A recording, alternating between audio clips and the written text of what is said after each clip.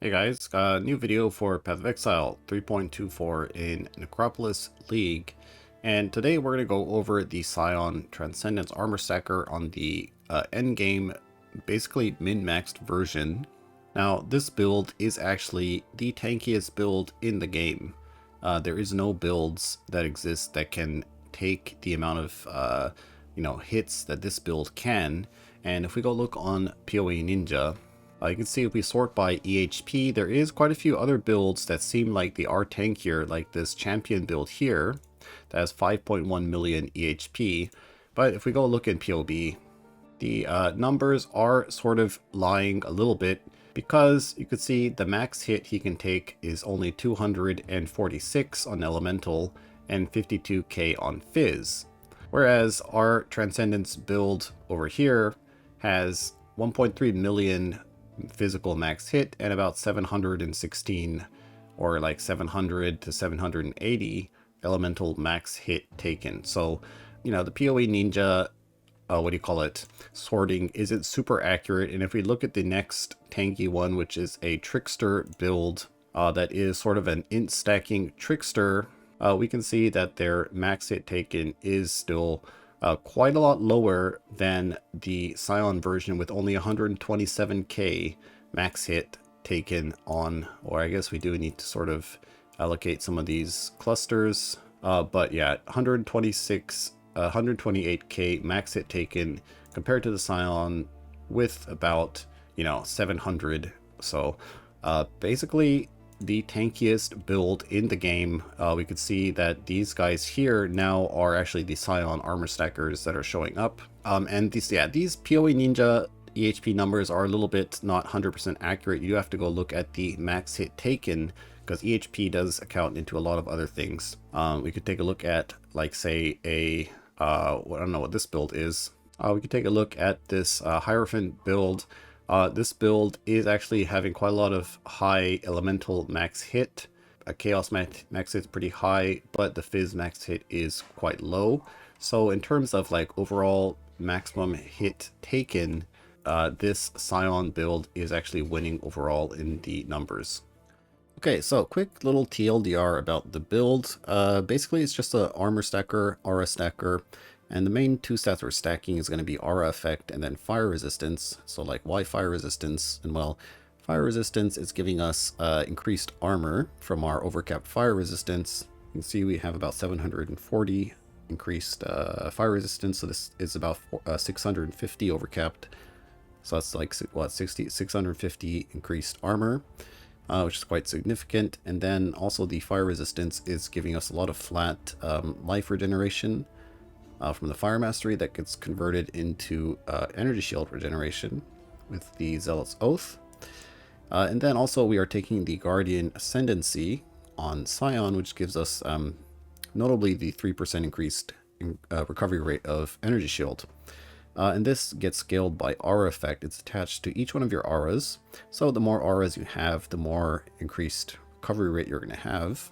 If we look in POB, you can see that there's a whole bunch of like 9% increased on the recovery modifiers, and that's because of all the auras we're running. Each aura has that 3% increased, and then since we have over 300% aura effect, it's scaled up to 9%. And the 112% is just the Grace aura effect, which has aura specific increases to it on our ring and on our belt, so it's actually 12%. And so you can see, yeah, we have about close to about 200% increased recovery rate of energy shield, which ends up giving us quite a lot of energy shield, which is pretty amazing. So fire resistance ends up being a very nice stat to stack because it gives us a lot of damage, and then it also gives us a lot of recovery. And then after that, we just stack aura effect because that also increases our damage. It also increases our defense and our recovery as well. So very, very nice synergy between those two, just aura effect and fire resistance stacking. All right, so that's sort of the TLDR of the build. Later on, I'll go into a few different build setups that I'm running in different like build configurations and that kind of stuff. But for now, we're gonna go for sort of like the tanky version that I'm usually running in the Valdos maps. So this character can run pretty much every single Valdo map. There is a couple of mods I don't run, First of all, it's, I guess obviously I'm not running any reduced aura effect mods maps. I'm not running any Legion or Ultimatum because I think Legion is just annoying. Ultimatum 2, it's kind of a gamble. And then what else are we not running? And then also reduced damage per item plus 100% Delirious and Feared. If that has those three in it, then I usually don't do it because I don't think we have enough damage to do it comfortably. I will do, say, like a Ghosted Feared with reduced damage per item. That's totally fine. That's doable. And I'll show you the setups that I'm running for when I do those. But pretty much other than that, you can do almost any mod. You can do like Ghosted, Delirious, Feared, and that kind of stuff. And it usually works out pretty well. All right, so let's jump into a few showcases. We have a, what do you call it? 3 to 4 Possessed Feared map over here, Defiled Cathedral. So it'll be kind of tight quarters, might be a little bit hard. The 3 to 4 Possessed one is quite hard because a lot of the degen that you encounter in that area is going to be doing a lot more damage, like the Shaper Beam, a lot of the ground effects and this kind of stuff. And when all of these are stacked up, it can be a little bit annoying, and that's probably the thing that's going to kill your character. But let's just get into it. So for this this map specifically, for these Possessed Feared maps, I'm changing up my setup a little bit. So first of all, I'm running the Impossible Escape to grab the extra max res. That puts me at 90. And then instead of the Ancestral Protector, I'm running a Rejuvenation Totem because you can see that we're at like, what, 3,400, and with the Smite Aura, that'll be 3,600. But with the Totem, this gives us like tons more ES regen. So we'll be at like 6,000 plus ES regen with the Totem up, which does make the degen quite a little bit more manageable. I mean, you do lose a little bit of damage, but not really that much. Wait, was that Feared here? No. Okay. So let's just go run and find them and clear the map later. Alright, so we did find the Feared. Let's put a portal down in case we do die. It is very possible that we do die, so put our totem up a bit. Let's kill off Chayula. I guess that's a good idea. Okay, he's dead. Keep putting the totem up, and let's kill off Adziri first. Okay, we gotta move a bit because I accidentally used my Molten Shell. I thought she was doing the double Flame Blast, but it was just a single. So let's wait a little bit. We gotta back up.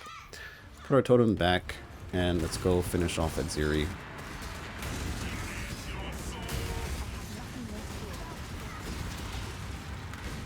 Yeah, that's a double Flame Blast, yeah. So as long as we keep our Molten Shell or the double Flame Blast, we should be fine. And I think Adziri is now dead, so let's go and kill off Shaper, put the totem back up.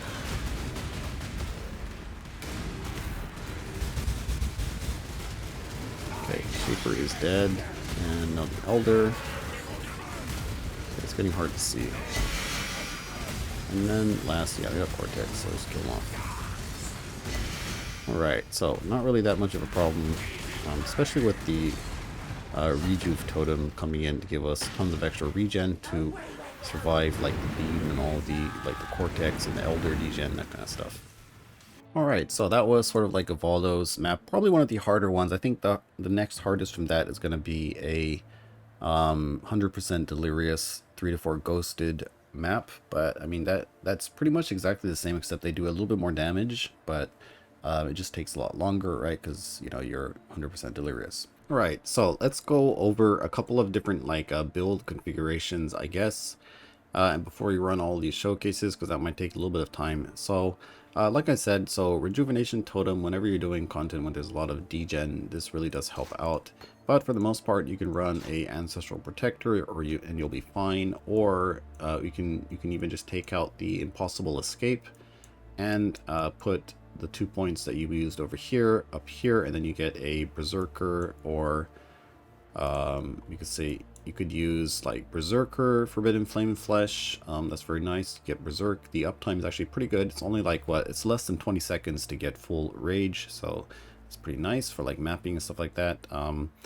See, Raider, not really that good, but probably Berserker, Deadeye, or Inquisitor would be good. Inquisitor because it gives you the Consecrated Ground as well as the Penetration, so it ends up being quite a lot of damage. I guess also Necromancer would be good as well, or even Elementalist might be nice as well. Alright, so that's sort of the two main configurations that I'm running. Either, I guess it's just, do I use Forbidden Flame Jewels and have like 87 max res, or do I have 90 max res and not run the Forbidden Flame Jewels? Alright, so let's jump into a couple of these showcase things. So first of all, we have the, what's this guy? The Searing Exarch.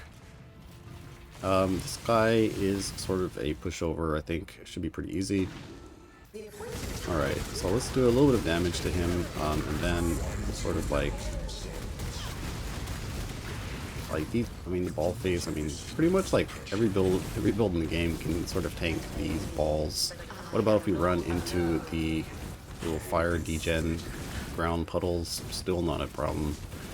I guess we can't stay in the ground degen for too long, but even with this like debuff, the lower max fire resistance, it's still not really a problem. This thing here too, not really a problem. And his like big explosion thing, I mean, I don't even think we need Molten Shell. Oh, I guess we do. Last patch we didn't need it because I guess the Ruby Flask had like what, the less damage taken, and that was enough. But I guess this patch we are going to be needing Molten Shell. It's not really the end of the world. Let's see if we can do it again. See, keep running through the little things, runes on the ground. It'd be cool if there was like an MPX or something that counts how many balls you like run into. You could play like a sort of like game to see how many balls you can eat.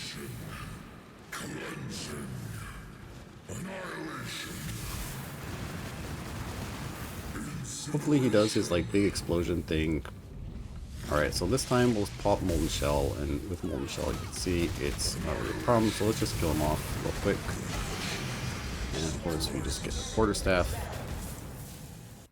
Alright, so for this guy there's two main things we want to try to tank, or actually just one, actually. His like, I forget the name.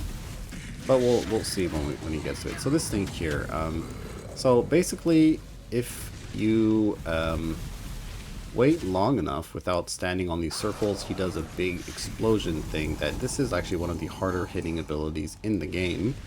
Now we just want to make sure we don't stand in this thing too long, because that's going to give us increased damage taken. Oh hey, so pretty easy, actually tanked it, nice. Now I'll just kill him off because everything else he does here is yeah, everything else he does in the fight is pretty easy. Hey, look, we got an Ashes, actually hidden by my filter, wow.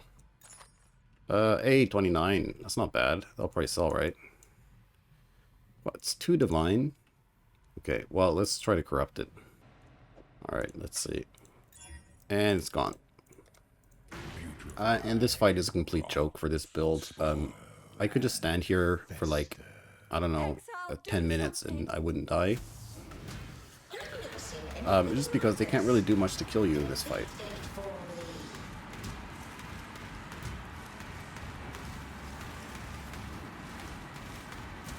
Oh right, I think we actually do have to do a little bit of damage for them to actually start doing their abilities and this kind of stuff.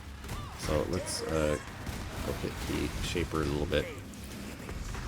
And okay, yeah. I don't really know if I'll show this whole wait, he's getting killed. Yeah, I don't really know if we'll show the whole fight in this build, in this video, because, I mean, it's not really much to show, because nothing can really kill you, and it just takes, like, a long time, right, so. But even these, like, little purple ball things don't do anything.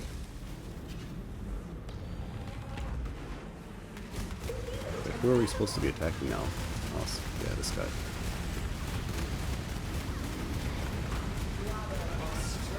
Now we have to fight the Elder.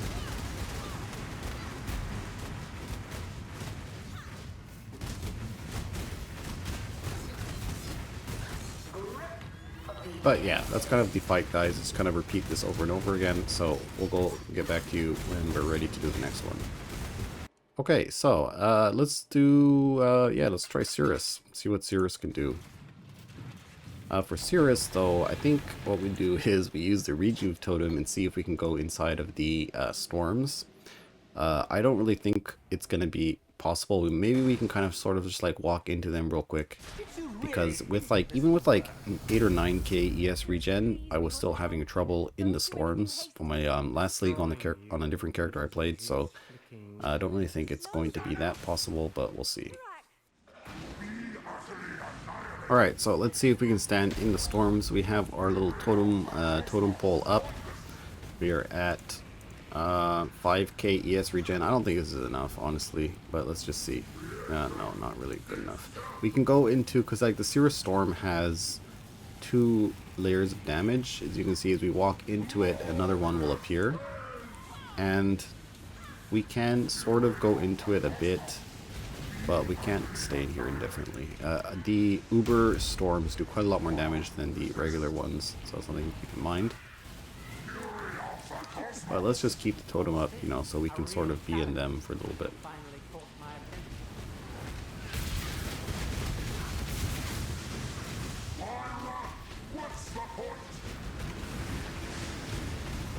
Okay, so we do want to see if we can stand in the meteor with our molten shell down, and then with the molten shell up, I guess, right? If we can't do it with molten shell down, so that's something to keep in mind. And I think this is going to be the same as last league, where we can do it with molten shell down, because I don't think the fire flask changes did really much to affect our max hit for the meteor.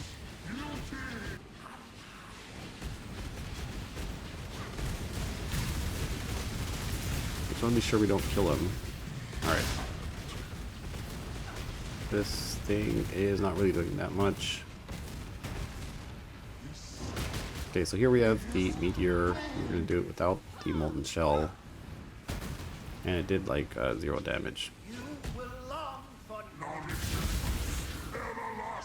Okay, so yeah, Uber Sirus, kind of a joke on this build. The Awakener's Orb, got some boots.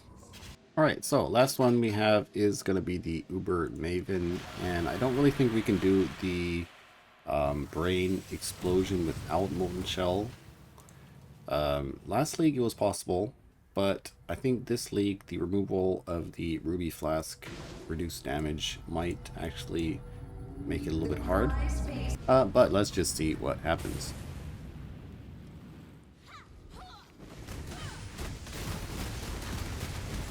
So damage wise it's a little bit slow with this rejuve totem. Actually I don't even need the rejuve totem for this fight. Let's put the little balls over here and let's go back in. So with molten shell it's actually kind of fine. Let's swap out our little totem because we don't need the rejuvenation totem here. Actually you don't even really need any kind of regen, or only a little bit in this fight.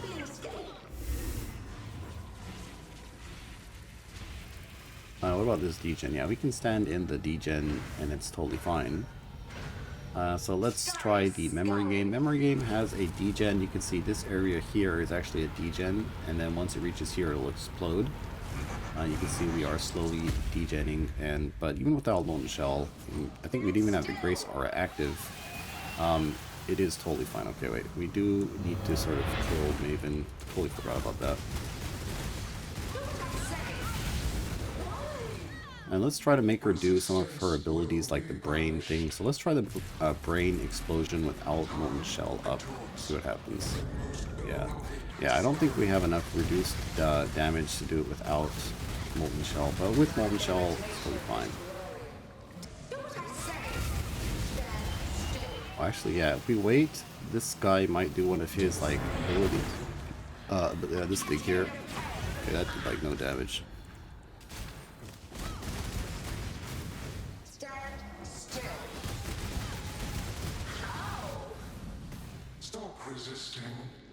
Alright, so next kind of brain explosion thing here, let's just use molten shell. You can see it's like doing like up to here on my HP, so not really that much. Let's just kill off the Mr. Brain over here.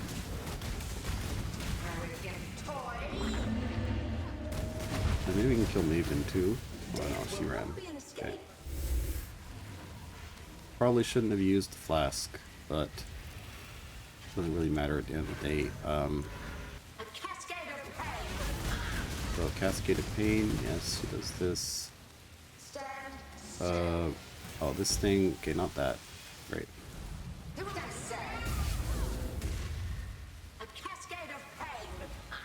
Another Cascade of Pain. Oh, here we go. Okay, well that did like nothing. Alright, well, let's kill her off.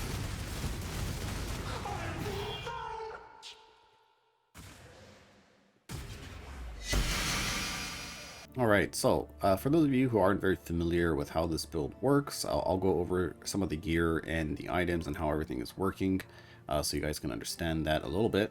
It's pretty much the same as I mentioned in my budget version of the build. Like a lot of the concepts and stuff in the gear, things we're doing is very similar. But let's start off with a couple of things here. So like we mentioned, we're stacking the fire resistance to increase our armor because of the replica Dreamfeather sword, right? So we want to get a lot of armor, so we get a lot of increased attack damage. This character has about 7,000% increased attack damage because of the amount of armor we have. And then I guess, yeah, so there's a couple of grasping mail options. There's like a double overcap, so increased by overcap fire resistance, and evasion is increased by overcap cold resistance. But look at this character here, we don't really have that much cold res, so not really going to be getting a lot of benefit from the double overcap. And in my opinion, getting the regen is the most important thing. Well, because you're pretty much immune to hit damage. Well, you know, with Molten Shell up, even you can tank the biggest abilities in the game, being like, you know, the Aziri Double Flame Blast, the Maven Memory Game, the Brain Blast, and the Sirus Meteor. All these kind of things are not really doing damage to you with Molten Shell up. So hit damage is not a problem. So, you know, damage is also pretty decent, right? You know, I mean, we're killing the Ubers not like instantly, but at a decent pace, right? And you can still get even more damage if you wanted to. So focusing on the weakness of the build, which is going to be sustain, right? ES regen, degens being sort of a weakness to a lot of builds, especially not especially Armor Stacker, but including Armor Stacker, right? So you have a lot of hit damage mitigation, but against degens you're a little bit vulnerable, so increasing your ES regen so you can just basically out regen any kind of degen in the game, then you have a very nice well-rounded build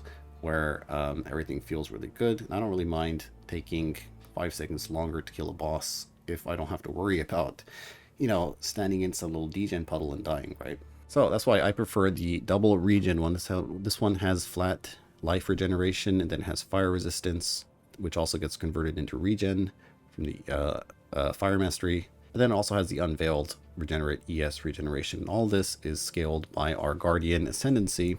So it actually ends up being about, you know, ×2 basically, right? So this, you know, regenerate 400, it's 200 ES per second is 400 ES per second, and the regenerate 151 life is to regenerate 300 life. So you do get quite a lot of value out of this chest. And then we have the helmet. The helmet is specific, like this is a Transcendence build helmet. We have 18% of Fizz taken as, and then we have a lot of gem levels, which is increasing our, you know, determination, our discipline, and our wrath. And the +1 to int gems allows us to have a enlighten in here that gets leveled up to level 5 because of the gem modifier. All right, so for the ring here we have, this one is made by Mr.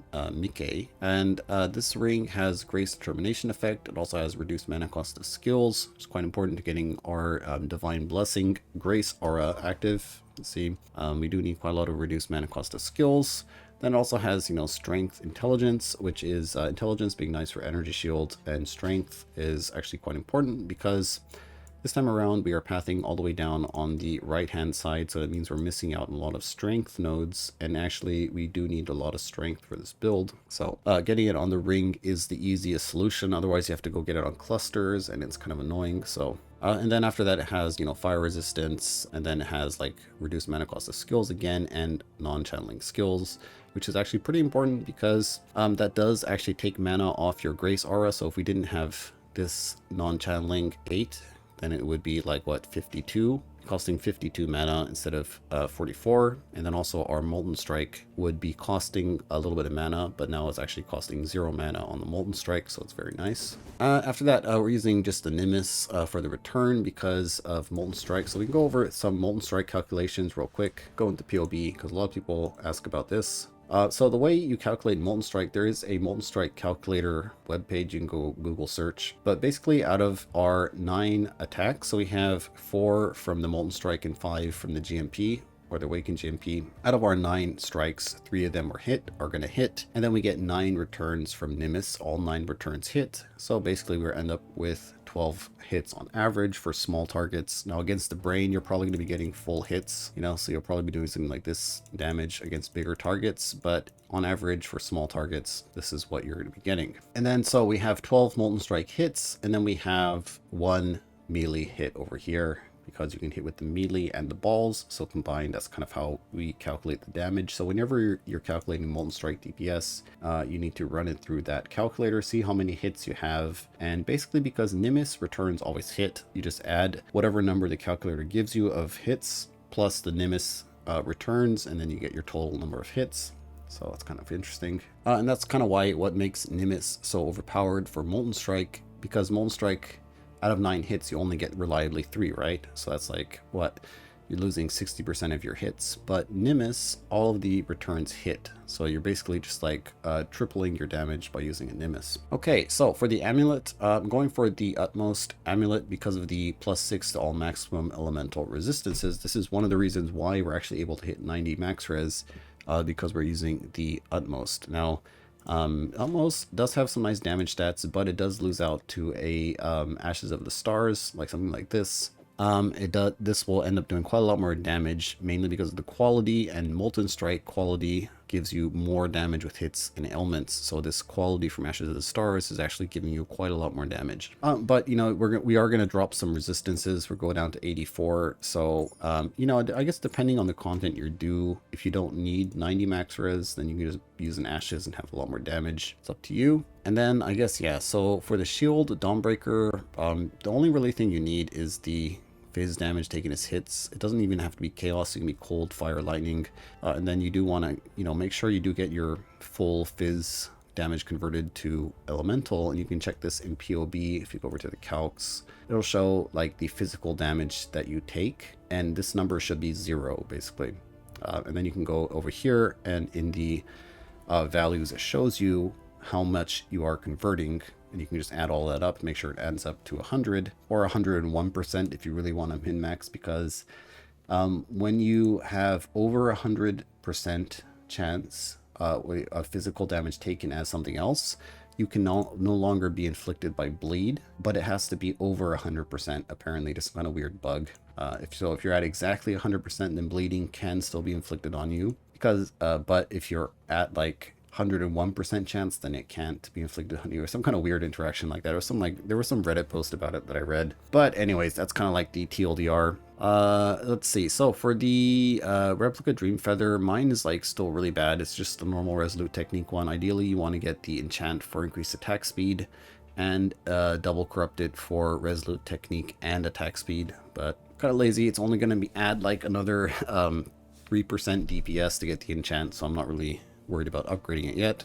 For the gloves, so I just finished these gloves. This is basically perfect pair of Armor Stacker gloves. It can't really get better than this, unless you do want to play Lightning Strike. Then you'd probably want to, if you want to completely only play Lightning Strike, like this one here, the normal Lightning Strike, and not the Lightning Strike of arcing, just like this one, because this one's actually quite a lot of DPS.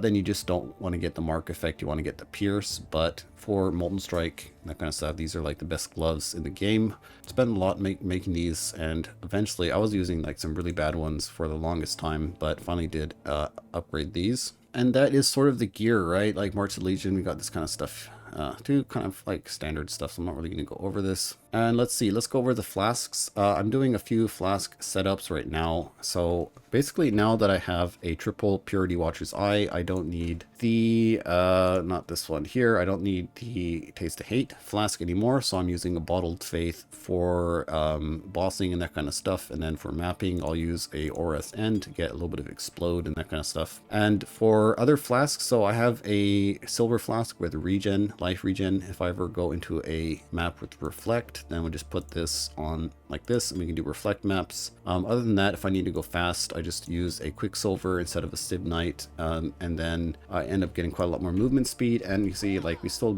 have about 2.3 million armor, so is still pretty decent. Like, damage is totally fine with the Quicksilver as well. So that's some different like flask setups I'm doing. And then let's see, so when I'm doing maps that have reduced damage per item, most of the time what I'm doing is I'm removing the Nimbus. And since I don't really have a lot of decks, what I have to do is I have to get rid of one of these points, get some decks, we can take the Nimbus off, and oh, I'm still missing some decks. And since reduced damage per item really does reduce our damage quite a bit, what I'm doing is I'm actually going like this, and then I get the Berserker Jewels, and this actually does give me like the perfect amount of decks. So it goes do something like this, and now we can run the less damage per item maps. And oh yeah, we do have to remove elemental focus, and then I put in just a return projectile. So this is how I'm running the less damage, 10% less damage per maps, Valdos maps, something like this. Well, probably not this flask, something like this. But yeah, and it is doable. It's like you still have most of your tankiness. You're going to be at 87 max res, still have quite a decent amount of regen. The only thing we're losing is damage, basically, in this setup, and maybe a little bit of max res. We do gain Berserk, so that is kind of nice as well. And let's go over the passive tree. So passive tree, not really that much to talk about here, but we'll say that I am looking into doing a small little upgrade. So basically what I'm going to do is, so now if you do have one of these triple Purity Watcher's Eyes, what you can do is you can get a double Corrupted Dawnbreaker. And if you do get a good roll on that, then that will allow you to actually remove all of these points. You won't need the Fizz damage taken as Chaos over here. And then you can go grab this mark area, so you get Calling Strike, and then you also get the Frenzy charges, which is going to be very big for damage. This is quite a big damage increase, about like 25 million more DPS grabbing this area here. That's one some other upgrade you can do, I guess, once you get all of that. But yeah, I think that is sort of it for the character overview for this Scion Transcendence Armour Stacker. It's been pretty fun min-maxing this build. The performance is pretty good. I do wish I did have more, bit more damage. And I guess, yeah, coming back from Affliction where we had charms and that which was taken and allowed for some very, very crazy build combinations. And, you know, I mean, back then we were having like 2 billion DPS, that kind of stuff. So now coming back, playing this character, having 180 million DPS, it does feel a little bit slow, but I was looking at my Transcendence build, my 90 max res Transcendence build from that league as well, and that was only at about 160 or 180 million DPS with Original Sin. Now thinking about that, then this character is actually doing more damage than I was doing in Affliction, which is kind of interesting. So a lot of people ask me about Original Sin. What about Original Sin? Hey, can we get Original Sin? Isn't it be more damage? And honestly, I don't really think it's worth it at the moment. Maybe it might give you more damage, but you know, like most of the POBs I'm seeing of Original Sin are actually doing less damage than pure lightning. So, and you have to like go out of your way, get some kind of weird items. You have to use a amulet with reduced mana cost. So that means you're not going to be able to use the utmost for the 6 max res. So you'll never hit 90 max res on the Original Sin build, or maybe, who knows. And there's a lot of other, you know, kind of weird quirks to it. Like you really have to work on getting your reduced mana cost to actually make Original Sin work. And when you go through all the trouble to get Original Sin working, it ends up being less damage than a pure lightning version. So it doesn't really seem worth it. Another thing is you have to push another button, right? So this build already has 3 buttons, I think. So we have Grace, Smite, and then we have our main attack. Now, if you use Original Sin, you're going to have Despair as well. So now you're going to have a 4-button build, right? You really want to be pushing 4 buttons every, what, 6 seconds or 8 seconds. For me, no. Like in Affliction, it was really good because you got it on the charms, right? You got your wither chance on the charms and that kind of stuff. So it was actually pretty nice. Or if you're playing a smite build, you don't really need to push as many buttons, right? So it's just grace and smite, right? Your main attack. So pushing despair then isn't really the end of the world. But when you're playing Molten Strike, you have to push 4 buttons or 3 buttons before you can start to do damage. It's like, come on, in that amount of time I would have already killed the boss just by playing pure lightning, right? So it doesn't really seem worth it in terms of investment to actually buy the original Sin, buy all the items you need for the reducing the mana cost, and then you have to go push another button, and then end of the day you're not even doing more damage than the lightning versions. So I think, yeah, not really that worth it this patch. But I think this will be it for the video, guys. I think going forward, like I said, I'll try to get a new shield and do that kind of stuff. But that's kind of going to be it for the build progression of my character. I'm not gonna really go and get the mirrored clusters and this kind of stuff. Like I said, I don't think they're needed. At least for my version of the build. Like if you want to use original Sin, then you probably do need to get some, but yeah, I'm not going to use it, so don't really need it. So what are we doing next? Next, we're going to be working on some of the other Ascendancy armor stackers, like we were doing before on the Juggernaut and the Trickster, and the next one is going to be a Pathfinder. As I'm building all these other Ascendancy builds, I keep thinking, like, man, Scion's so much better. Like, like that thought's always in my mind when I'm doing it. I'm looking at the damage. I'm like, you know, this Pathfinder build with 2 swords, it's like at 18 million DPS, not even using a Nimbus, so that's pretty good. And then I look at my Scion POB that's using 1 sword and it's doing like 24 million DPS. So it's like, oh my god. So I'm thinking, like, yeah, man, this Scion is just so good, right? You know, it's amazing. One of the best classes for armor stacking, just because the amount of like damage it has built into it. But anyways, that aside, we still will do the other Ascendancies, even if they're not as good as Scion or something like a Marauder, and just test it out, see how it feels, and that kind of stuff. So if you're looking forward to those videos, stay tuned to the channel.